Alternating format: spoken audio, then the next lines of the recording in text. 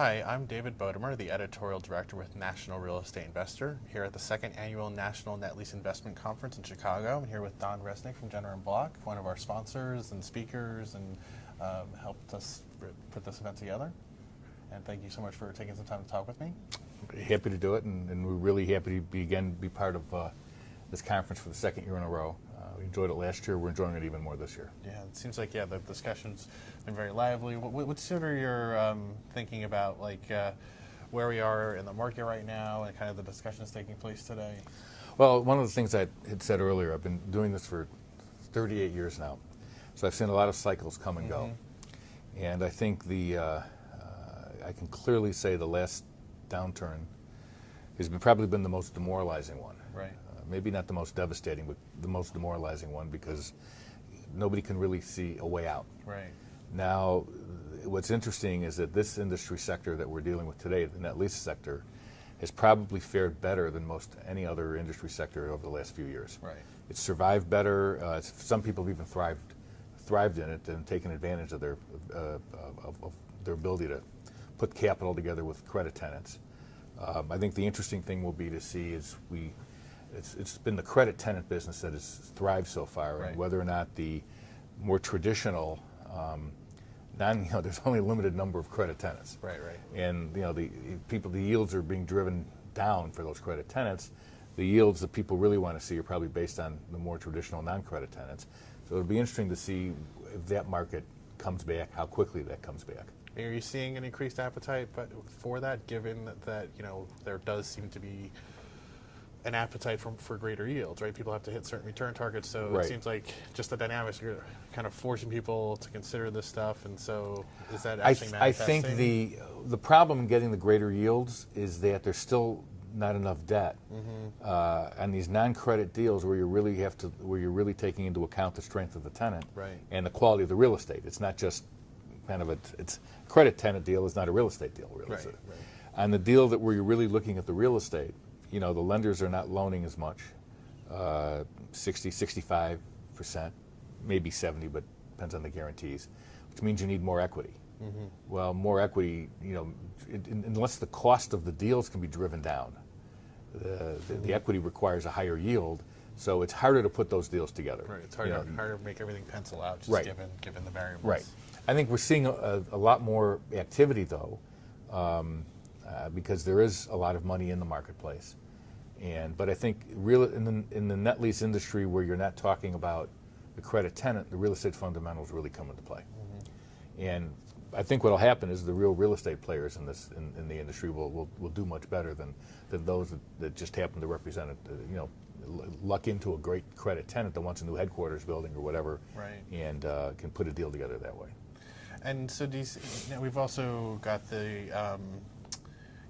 one of the points of discussion today has been the recent sort of tick up in interest rates and sort of how that's the trickle-down effects of that. It seems like overall people are saying it's like some of that is still yet to be filtered into cap rates, but overall it's not stopping people from the interest rate environment is still so low. If you started in the business 3-4 years ago, it doesn't seem low.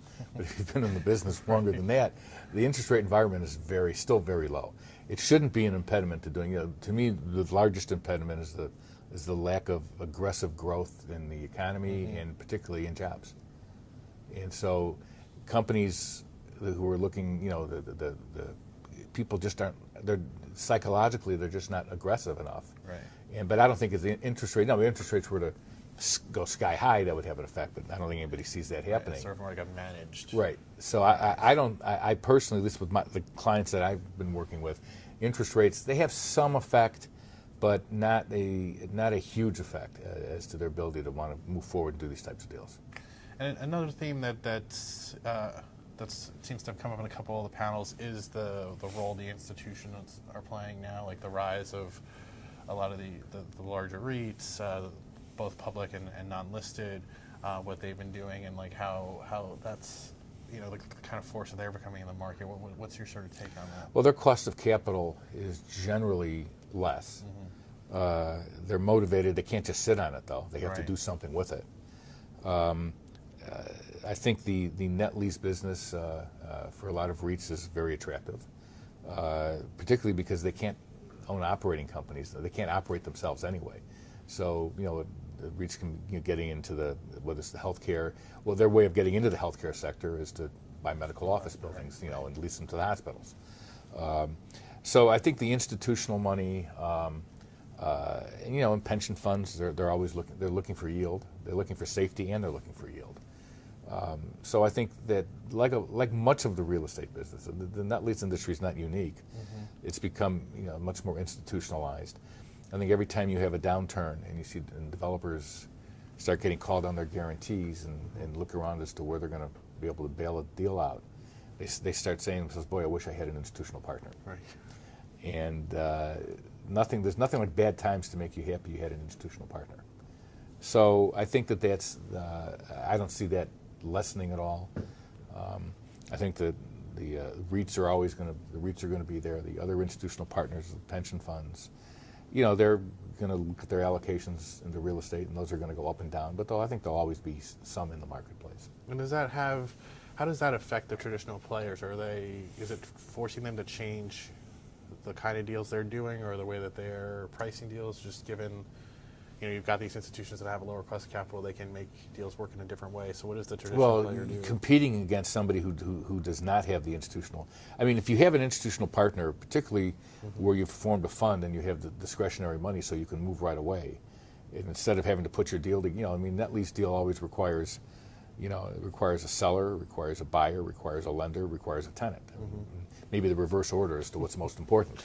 And so if you know that you have your capital stack in place, all you need to do is find the tenant, right, and you're done. You're not trying to figure out how the deal will pencil and make it work. So there's a competitive advantage there.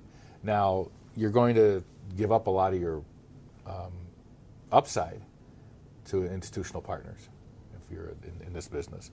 And the quid pro quo for that is that your downside's going to be covered. But if a deal goes sour and you have an institutional partner, generally if the institutional partner likes you, they'll just squeeze you down. If they don't like you, they'll kick you out. But you're not looking to file bankruptcy because the lender is about to call you on a personal guarantee. All right, well, thank you so much for giving us insights on various aspects of the market, and thanks again for supporting the event and hosting, and we look forward to hopefully future events. And thank you so much for watching our coverage of the conference, and continue to watch our series of videos from the show.